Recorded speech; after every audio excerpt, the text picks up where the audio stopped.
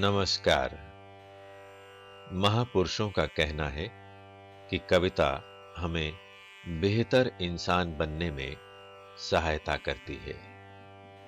इसलिए ये जरूरी लगता है कि कविता सब तक पहुंचे, सब कविता को जानें और समझें।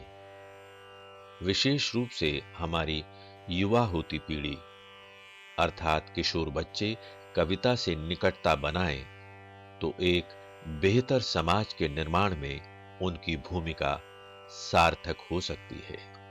किंतु ऐसा तभी संभव है जब हम ये जान लें कि कविता है क्या।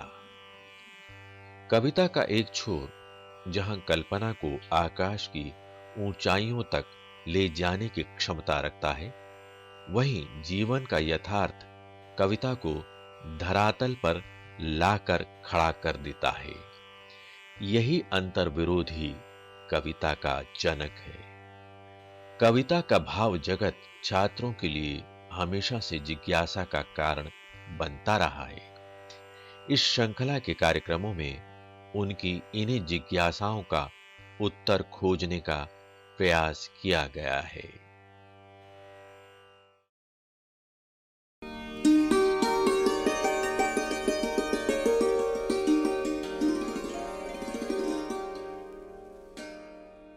साथियों नमस्कार। आज हम प्रस्तुत कर रहे हैं छायावादी कवि सुमित्रानंदन पंत और उनकी कविता संध्या के बाद पर आधारित यह कार्यक्रम।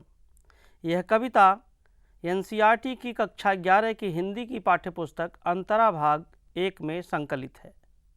इस कविता से जुड़े महत्वपूर्ण बिंदुओं पर प्रकाश डालेंगे डॉक्टर अजय तिवारी और उनसे चर्चा कर रहे हैं डॉक्टर हरिमोहन शर्मा। आइए देखते हैं उनकी बातचीत। साथियों, मैं हूं हरिमोहन शर्मा, दिल्ली विश्वविद्यालय के हिंदी विभाग में पढ़ाता रहा हूं। मेरे साथ हैं डॉक्टर अजय तिवारी।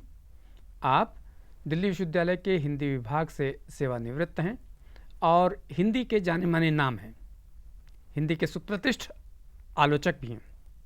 मैं आपका स्वागत करता हूं डॉक्टर तिवारी, बहुत बहुत स्वागत है। नमस्कार। आइए इनसे बातचीत करते हैं हिंदी कवि सुमित्रानंदन पंत और उनकी कविता संध्या के बाद पर। डॉक्टर साहब, इससे पहले कुछ पंत जी का संक्षिप्त परिचय हो जाए। हाँ, बात तो ठीक है। सुमित्रानंदन पंत पर्वतीय अंचल में जी उत्पन्न हुए थे। अल्मोड़ा का एक सुंदर रमणीय स्थल है कौसानी जी, वहाँ पर। और उनके जन्म के समय देश में स्वाधीनता की लहर आई नहीं थी, लेकिन उसकी पृष्ठभूमि बन रही थी। और बचपन में विवेकानंद अल्मोड़ा गए थे। उसकी स्मृति सुमित्रानंदन पंत के बाल मन पर अंकित रही। आगे जब महात्मा गांधी वहां गए और वे उस समय स्वाधीनता आंदोलन का सूत्रपात कर चुके थे, सुमित्रानंदन पंत पर उनकी बहुत गहरी छाप पड़ी।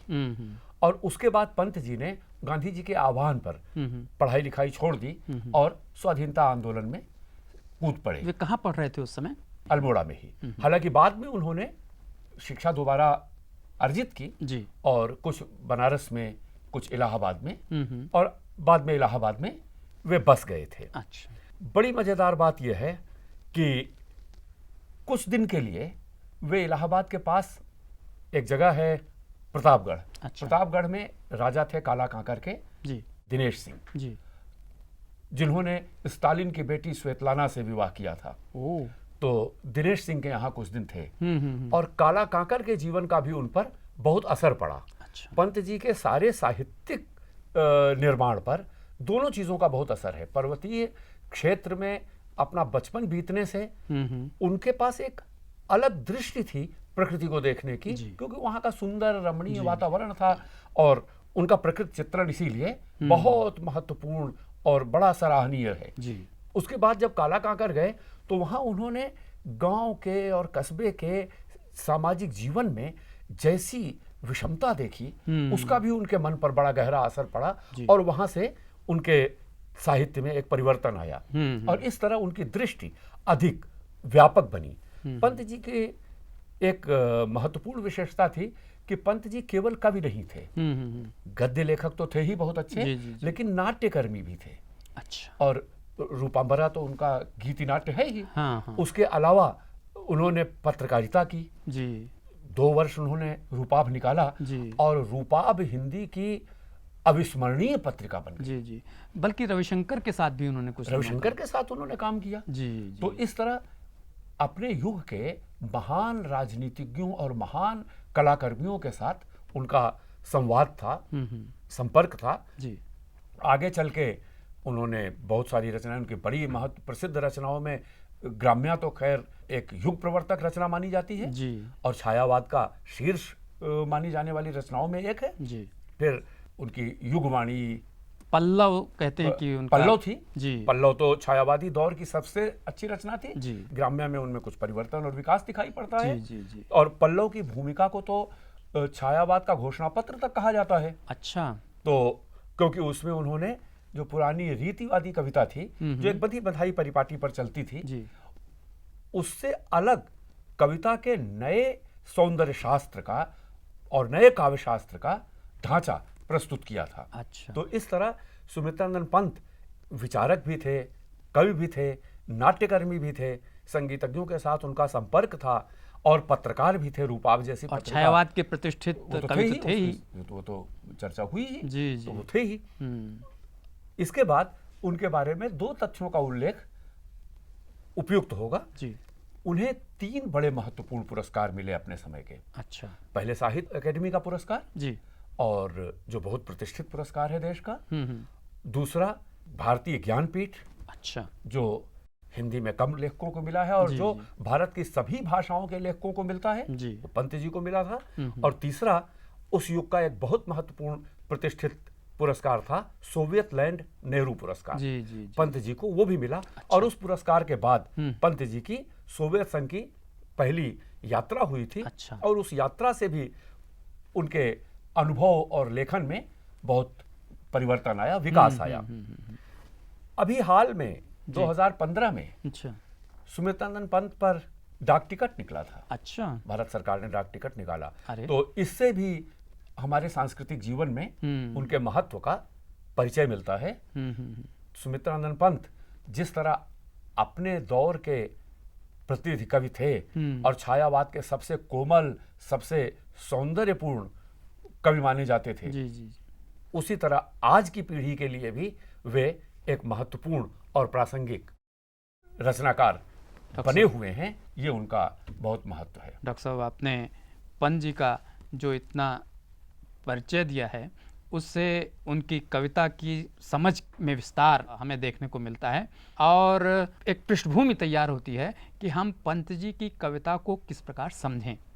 डॉक्टर साहब, इसी से आपने कहा कि वे प्रकृति के सुकुमार कवि थे और हम देखते हैं कि ये संध्या के बाद जो कविता है ये प्रकृति वर्णन से ही शुरू होती है।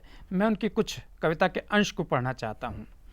सिमटा पंख सांझ की लाली, जा बैठी अब तरु शिखरों पर, ताम्रपर्ण पीपल से शतमुख झरते चंचल स्वर्णिम निर्झर, ज्योति स्तंभ सा धंस सरिता में, सूर्य क्षितिज पर होता ओझल, वृहद जिन्न विश्लथ के चुलसा, लगता चित कबरा गंगा जल।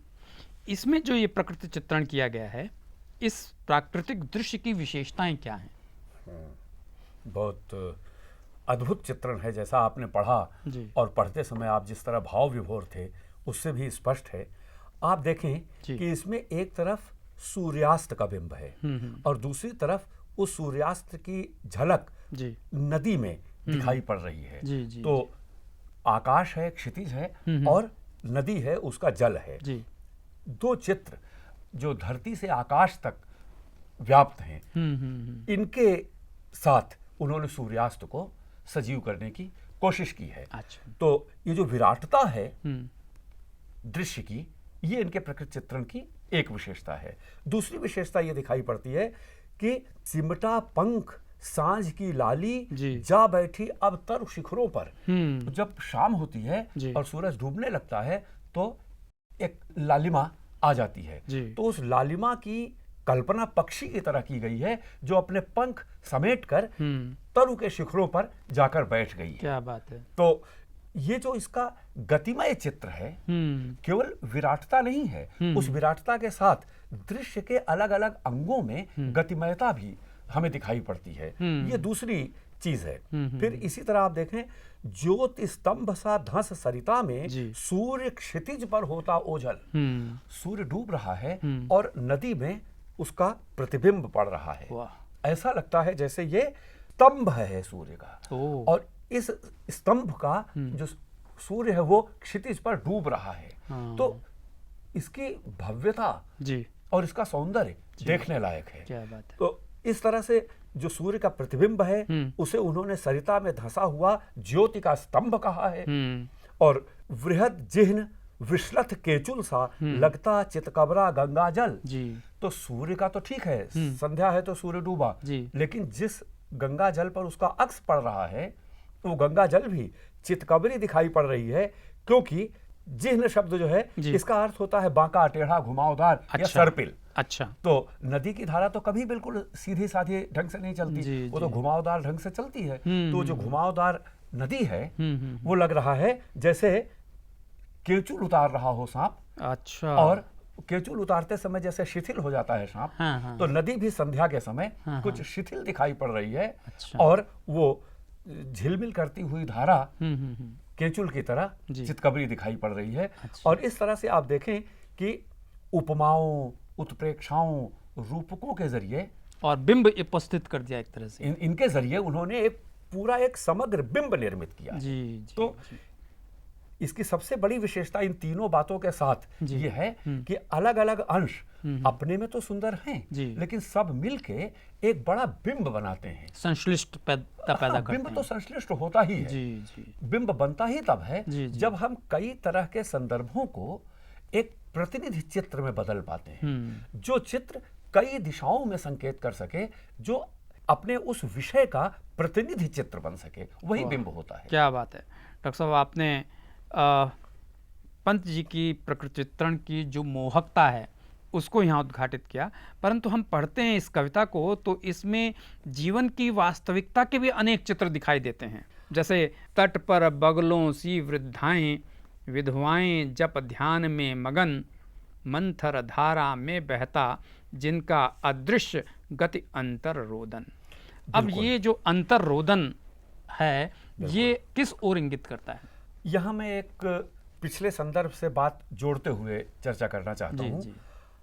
इसके थोड़ा आगे आप चलेंगे तो फिर प्रकृति उनको याद आती है। स्वर्ण चूर्ण सी उड़ती गोरज, किरणों की बादल सी जलकर। गोरज यानी जो शाम के समय गायें लौटती हैं और उनके चलने से धूल उड़ती है, वो गोरज है। संध्या के समय, गोधूली के समय की रज, गोधूली के समय की धूल, वो ऊपर से आती हुई किरणों से रंग गई है। तो ऐसा लगता है जैसे वो स्वर्ण किरण है और वो जल रही है, क्योंकि धूल में वो रंग पड़ रहा है तो जलता हुआ लग रहा है, क्योंकि सोना पीला आग की तरह से।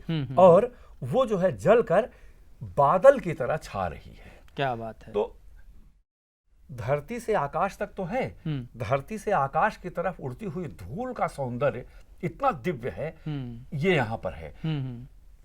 इसका उल्लेख इसलिए किया गया कि आप यहां देखें कि अब तक बूंद के कण को सूर्य की किरण से रंगते देखा जाता था, लेकिन धूल के कण को सूर्य की किरण से रंगते हुए देखना ये एक बिल्कुल अप्रत्याशित नई दृष्टि है। यहां जीवन में शाम को गायों का लौटना जिस तरह की सुखद अनुभूति देता है, उस सुखद अनुभूति का प्रतीक है स्वर्ण किरण। अच्छा। तो आंतरिक साम्य पर पंत जी अपने चित्रों का निर्माण करते हैं। ये जो विधवा वाला प्रसंग आपने रखा जी, आप इसमें देखें कि ये भी यथार्थ का चित्रण तो है, लेकिन इस यथार्थ चित्रण की दो विशेषताएं हैं जी। एक, वो बगुलों जैसी वृद्धाएं और विधवाएं, बगुले सफेद होते हैं जी, विधवाओं के वस्त्र सफेद होते हैं और वृद्धाएं भी सफेद वस्त्र पहनती हैं जी, तो ऊपरी साम्य है ये। अच्छा। लेकिन वो विधवाएं और वृद्धाएं बगुले सी तप में लीन है। बगुला तप में लीन रहता है, इसका मतलब क्या है? वो ध्यान लगाया रहता है, जैसी मछली दिखाई पड़ती है उसे ले लेता है। विधवाओं के जीवन की इच्छाएं अतृप्त रहती हैं। वृद्धाओं के जीवन की भी इच्छाएं खत्म नहीं हुई होती। जी जी जी। लेकिन उन इच्छाओं की पूर्ति के लिए उनकी अवस्था, उनकी स्थिति अनुमति नहीं देती, या कम से कम सामाजिक प्रतिबंध ऐसे होते हैं कि अनुमति नहीं होती। तो उनके भीतर जो अतृप्ति है वो ध्यान लगा रही है जप में, लेकिन मन लगा हुआ है कहीं और। इस आंतरिक वेदना और विडंबना को उन्होंने बगुले से तुलना करते हुए उभार दिया है। तो ऊपर से देखने में तुलना उपहास परक लगती है, लेकिन भीतर से वो तुलना उपहास नहीं है, वो विडंबना मूलक है। और ये पंत जी की अद्भुत दृष्टि है कि वो इस विडंबना का परिचय देते हैं। दूसरी छोटी सी बात का उल्लेख ये करना आवश्यक है कि सौंदर्य चित्रण में आप देखें कि मोहकता है और यथार्थ चित्रण में विडंबना है जी। और इस तरह कविता मोहकता और विडंबना इन एकदम विपरीत लगने वाले भाव प्रसंगों से रची गई है। इसलिए ऊपर से सरल होते हुए भी कविता का आंतरिक गठन सरल नहीं है। जी जी जी। पर मैं देख रहा था कि इस कविता में हालांकि उन्होंने जो जीवन है उसे भी प्रकृति से जोड़ा है, पर कविता में देखता हूँ कि अनुप्रास अलंकार और उपमा अलंकार, आपने अनेक अलंकारों का उल्लेख भी किया। तो इस कविता में ही सिकता सलिल समीर सदा से, स्नेह पाश में बंधे समुज्ज्वल, अनिल पिघल कर सलिल सलिल ज्यों गति द्रव खो बन गया लवोपल।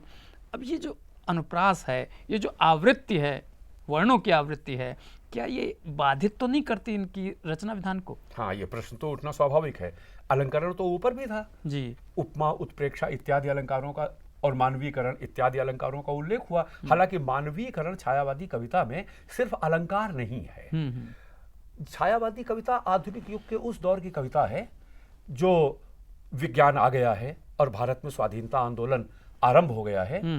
तो विज्ञान ने कई बातें की, जैसे ईश्वर की सत्ता को उसने संदिग्ध बना दिया।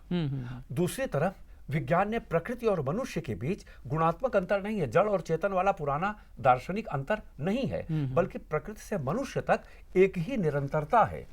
तो जड़ ही परिवर्तित होकर चेतन बनती है, चेतन ही परिवर्तित होकर जड़ बन जाती है। ये वैज्ञानिक धारणा है। ये वैज्ञानिक धारणा है। तो पंत जी उस दौर के कवि हैं। तो ये जो मानवीकरण है, जो प्रकृति है वो मनुष्य की तरह है, मनुष्य है प्रकृति की तरह है, एक तो ये इसके पीछे दार्शनिक आधार है, एक आधुनिक बोध भी है। वो आधुनिक बोध, वो आधुनिक बोध से पैदा होने वाला दार्शनिक आधार है। तो एक ये दार्शनिक आधार है, लेकिन साथ साथ आप देखें कि ये जो रूपांतरण वाली बात मैंने कही आपसे, सिकता सलिल समीर सदा से, स्नेह पाश में बंधे समुज्ज्वल, सा की इतनी आवृत्ति है, ये एक तरह का चमत्कार तो दिखाता है।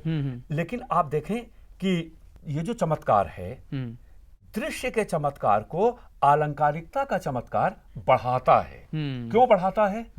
अगली ही पंक्ति देखें, अनिल पिघल कर सलिल, सलिल ज्यों गति द्रव खो बन गया लवोपल। लवोपल पंत जी का बनाया हुआ शब्द है। अच्छा। लव अलग शब्द है, उपल अलग शब्द है। उपल का मतलब तो पत्थर है, लेकिन लव का अर्थ होता है हिम का कण। अच्छा। तो यहाँ लवोपल है ओस की बूंद या हिम का कण या एक छोटा सा वो बर्फ का टुकड़ा, मतलब ये। तो आप देखें, वायु पिघल गई तो सलिल बन गई, जल बन गई। जल अपना गति तरफ खो देता है तो वो लवोपल बन जाता है। और इस तरह एक तत्व दूसरे तत्व में परिवर्तित होता है, रूपांतरित होता है। जी। तो ये जो सृष्टि के भीतर का रहस्य है, जो आधुनिक वैज्ञानिक दृष्टि से समझ में आता है, उसको चित्रित करते समय पंत जी अनुप्रास का सहारा लेकर पाठक को बांधते हैं। और अनुप्रास का चमत्कार तो सब कवियों को आकर्षित करता है, तो पाठकों को भी करता है। ये इसकी बहुत बड़ी विशेषता है। इसलिए मैंने कहा कि अलंकरण इस कविता में सहायक है, भाव के उत्कर्ष में बाधक नहीं है। क्या बात है। मैं इस कविता को जब हम पढ़ते हैं तो ये अनेक हमें जीवन के चित्र, विडंबनाओं के चित्र दिखाई देते हैं। क्या हम ये कह सकते हैं कि उनके काव्य विकास का ये एक ऐसा चरण है जिसका उल्लेख आपने भी किया कि काला कांकर में गए थे और वहाँ ग्राम जीवन से इनका साक्षात्कार हुआ था। तो ग्राम जीवन के साक्षात्कार से जीवन की जो विषमताएं हैं, जो विडंबनाएं हैं, वे वहाँ से उन्हें प्राप्त हुई हैं, क्या हम कह सकते हैं? हाँ, बिल्कुल कह सकते हैं जी। क्योंकि आप अगर देखें तो पल्लव में उस तरह का सामाजिक यथार्थ बोध नहीं है। प्राकृतिक सौंदर्य बोध तो अप्रतिम है जी, लेकिन सामाजिक यथार्थ बोध ग्राम्या में पहली बार दिखाई पड़ता है। जो आगे युगवाणी में और विकसित होता है, अन्यत्र दिखाई पड़ता है। तो काला कांकर के उनके जीवन से इसका संबंध तो है क्योंकि वहां उन्होंने जीवन को एक दूसरे रूप में पाया। अच्छा, पर्वतीय अंचल में उस तरह की विषमता तब शायद नहीं रही होगी उस दौर में जी। तो पंत जी के अनुभव में वो वहां आ नहीं सकता था। हाँ, वो 1910 का जमाना था। हाँ, ये 1940 15 जी जी जी उस समय वो नहीं जी था संकट जी। और 40 में भी मुझे लगता है कि पर्वतीय अंचल में वैसी विषमता नहीं थी जैसी इन क्षेत्रों में जी जी जी। तो और प्रतापगढ़ अवध का क्षेत्र ये तो काफी पिछड़ा हुआ क्षेत्र था, गरीबी का क्षेत्र था। बहुत लंबे समय से वहां से निकल के लोग बाहर जाते थे। भोजपुरी अवधि में विदेशिया नाम का एक काव्य रूप है लोक संस्कृति में, वो इसीलिए है कि वहां के लोग विदेश चले जाते थे तो नौकरी करे कमाने जाते थे ना। आपने जो सवाल उठाया तो उस यथार्थ बोध को कविता कैसे धारण करती है। आप देखें, एक चित्र आपने वृद्धा और विधवा का दिया, आगे एक बुढ़िया आती है जो सौदा खरीदने गई है, उसके अलावा तरह तरह के और चरित्र आते हैं। तो ये जो जीवन के चरित्र हैं ये सब उन्होंने जिस तरह के चरित्र हैं इस कविता में वो उन्होंने काला कांकर में ही देखे। अच्छा, इस कविता में एक जगह व्यवस्था परिवर्तन की बात भी आती है, तो वो व्यवस्था परिवर्तन की बात किस ओर इंगित करती है? हाँ, व्यवस्था परिवर्तन की बात तो है। अगर आप गौर करें जी तो व्यवस्था परिवर्तन का स्वप्न कौन देख रहा है? कहते हैं, क्या यह संभव नहीं व्यवस्था में जग की कुछ हो परिवर्तन? अच्छा, कर्म और गुण के समान ही सकल आय व्यय का हो वितरण। ये आय व्यय का वितरण से क्या कहना चाहते हैं? आप जानते हैं जी कि कार्ल मार्क्स ने जो अतिरिक्त मूल्य का सिद्धांत दिया था यही था कि श्रम सारे विनिमय मूल्य का सृजन करता है लेकिन विनिमय का अधिकार श्रम के हाथ में नहीं होता। विनिमय को कैसे समझें? विनिमय का मतलब जो सामान पैदा हुआ वो ग्राहक तक पहुंच जाए। अच्छा, तो वितरण व्यवस्था जिसको कहते हैं, पब्लिक डिस्ट्रीब्यूशन सिस्टम भी उसी तरह का एक है। दुकानें और मॉल उसी डिस्ट्रीब्यूशन सिस्टम के अलग अलग पार्ट हैं। तो ये जो डिस्ट्रीब्यूशन सिस्टम है, वितरण की प्रणाली है, इसका स्वामित्व श्रम के हाथ में नहीं है, जबकि सारा उत्पादन श्रम करता है और इसलिए जो विनिमय मूल्य है उसको तो पैदा श्रम करता है लेकिन विनिमय अपने मूल्य पर नहीं होता। विनिमय में फिर लाभ के और दूसरे तमाम तरह के पक्ष जोड़े जाते हैं। तो ये जो जुड़ता है इसके कारण जो उत्पादक है उसकी आय एक नगण्य अंश होती है लेकिन जो वितरण करता है उसका मुनाफा एक अलग प्रकार का बहुत बढ़ा चढ़ा होता है। ऐसा कह सकते हैं कि समाजवाद का सपना देख रहे हैं? प्रकारांतर से तो वही बात है ना। इसीलिए आप देखें कि जो सृजन करता है अपने उत्पादन का उसे कितना मिला और जो उसका वितरण करता है जिसका सृजन से कोई लेना देना नहीं है उसको कितना प्राप्त होता है। ये जो विषमता है इस विषमता से क्षोभ हो रहा है जिस व्यक्ति को यहाँ पर, वो ये सपना देख रहा है कि जग की व्यवस्था में परिवर्तन हो। क्या बात? और सकल आय व्यय का वितरण किस आधार पर हो? कर्म और गुण के आधार पर हो। अच्छा, जो वितरण करने वाला है न वो तो उत्पादन का कर्म करता है न उसमें वो गुण है। तो कर्म और गुण से रहित व्यक्ति सारा लाभ प्राप्त करता है और कर्म और गुण से जुड़ा व्यक्ति सारे लाभ से वंचित होता है। वाह। इस अन्याय और विषमता को समाप्त करने का सपना यहाँ देखा जा रहा है। इसलिए आप देखेंगे कि इसके बाद दो शब्दों पर मैं ध्यान दिलाना चाहता हूँ। एक, फूंक दे जो सब में सामूहिक जीवन। तो सामूहिक जीवन की कल्पना है। जब विषमता होगी तो समाज विखंडित होगा, जीवन सामूहिक नहीं होगा, जीवन खंड खंड में होगा। उसके बाद जन विमुक्त हो जन शोषण से। उत्पादन करने वाले को नहीं मिलेगा, वितरण करने वाले को सब मिलेगा, तो ये एक प्रकार का शोषण है। इस शोषण को समाप्त करने का सपना है। क्या बात है। हाँ, ये जरूर कहा जाएगा कि यहाँ ये सपना जो चरित्र देख रहा है वो कस्बे का, गांव का एक छोटा सा बनिया है, और वो बनिया अपने एक तरफ शहर के महाजन को देखता है और कल्पना करता है कि क्या ऐसा नहीं हो सकता कि उसकी तरह मैं भी बन जाऊं, और दूसरी तरफ वो जानता है कि नहीं बन सकते, जैसे छोटी मछली और बड़ी मछली का रिश्ता होता है।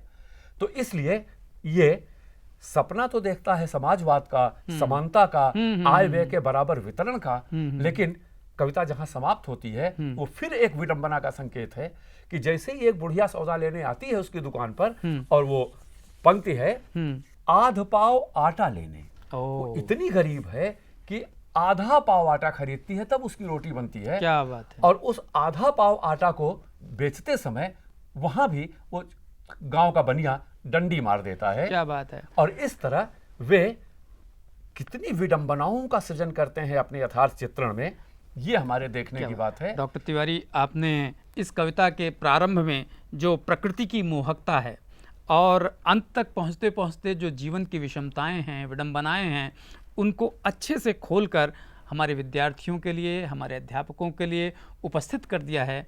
मैं आपके इस व्याख्यान से, इस साक्षात्कार से बहुत कृतज्ञ हूँ। बहुत बहुत धन्यवाद। धन्यवाद डॉक्टर साहब। नमस्कार। अभी डॉक्टर अजय तिवारी ने कवि सुमित्रानंदन पंत और उनकी कविता से जुड़े महत्वपूर्ण बिंदुओं पर जो प्रकाश डाला है वह हमारे विद्यार्थियों के लिए न केवल ज्ञानवर्धक और उपयोगी है, बल्कि कविता संबंधी उनकी समझ को विस्तार प्रदान करता है, नए आयाम प्रदान करता है। फिर भी आप लोगों के मन में कोई प्रश्न, कोई जिज्ञासा हो तो अपने साथियों से, अपने अध्यापकों से चर्चा करें और हमें भी पत्र लिखें। हमारा पता है संयुक्त निदेशक CIET NCERT, चाचा नेहरू भवन, श्री अरविंद मार्ग, नई दिल्ली 110016। साथियों, अब हमारा कार्यक्रम यहीं संपन्न होता है। अगले कार्यक्रम में हम एक अन्य कवि और उनकी कविता के साथ फिर प्रस्तुत होंगे। तब तक के लिए हमें आज्ञा दीजिए। नमस्कार।